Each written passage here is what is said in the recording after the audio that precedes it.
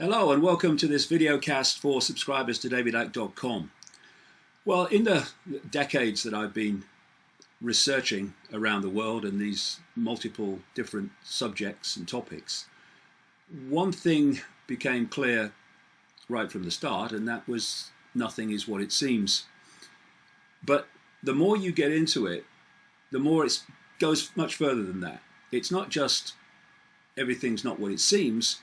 It's that everything is inverted, or almost everything is inverted, in the sense that how something appears to be is the opposite of what it turns out to be.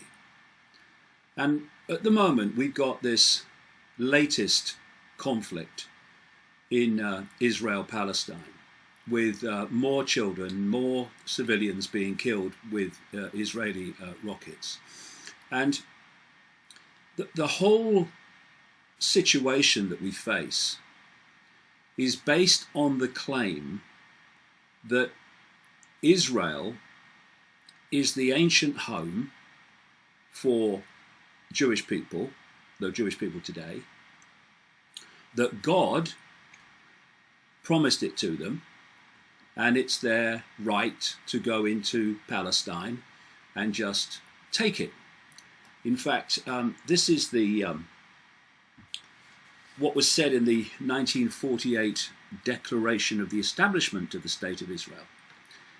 The land of Israel was the birthplace of the Jewish people. Here their spiritual, religious, and political identity was shaped. Here they first attained statehood, created cultural values of national and universal significance, and gave to the world the eternal book of books. Well, you know what I was saying a few minutes ago about everything being inverted? Well, that is absolute bollocks. And what has happened is that the truth about the manufactured history of what is currently called Israel has been suppressed systematically. So the truth of the origins of the vast majority of Jewish people in the world and in Israel is able to be kept out of public knowledge. So a fake history to suit today's agenda could be put in its place. I've been writing about this for many, many years, and before the people go, yeah, it's anti-Semitic. Well, here's two books by two Jewish writers and researchers. This one's Arthur Koestler, The 13th Tribe, and this is The Invention of the Jewish People by Shlomo Sand, a professor of history at Tel Aviv University.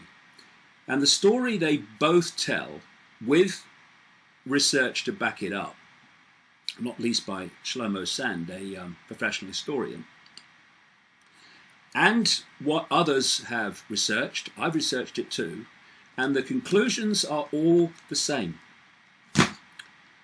What we call Jewish people today in Israel have absolutely no historic or genetic connection to the land they now call Israel, Palestine. It's an extraordinary story. It's an extraordinary hoax.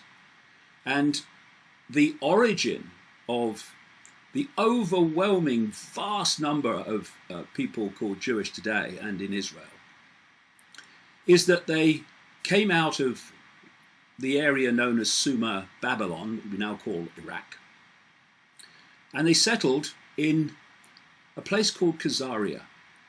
Khazaria was an empire in the Caucasus, and on one side was the Christian Empire, on one side was the Muslim Empire, and the king of Khazaria, called King Bulan, in 740 AD, had a mass conversion of the population to Judaism.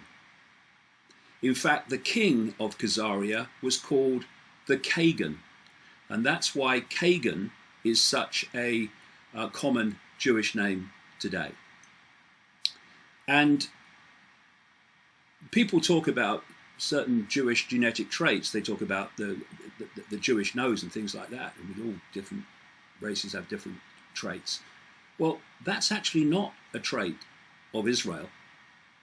It's a trait of the Caucasus, because that's where it all came out of. And as the Khazaria Empire broke up, they moved up into northern Europe, or north into Europe, into Russia, Lithuania, Poland, and all these countries. And then eventually moved across into Germany.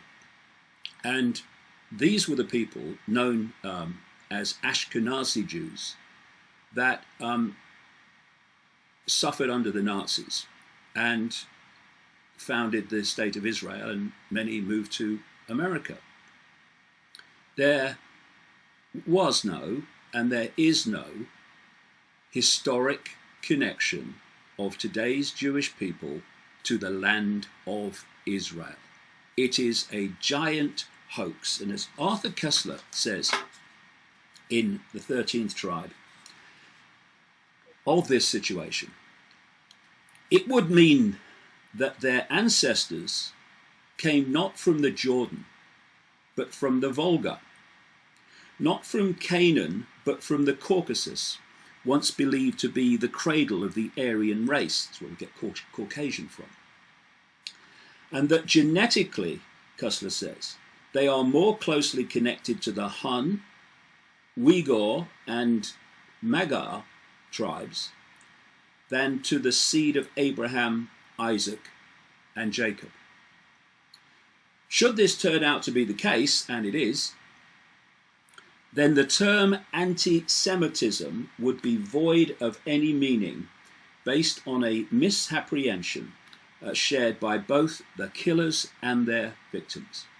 The story of the Khazar Empire, as it slowly emerges from the past, begins to look like the most cruel hoax which history has ever perpetrated. And that's another thing, anti-Semitism. Semitism, Semitic, refers not to a race, but to a language group. And that language group does not include the Khazars. And in fact, the vast majority of the Semitic language group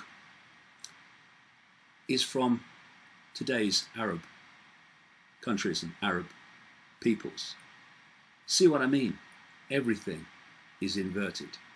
And this story has such massive importance to understanding what is happening today, how we got to this state, and so much more about what's going on in the world.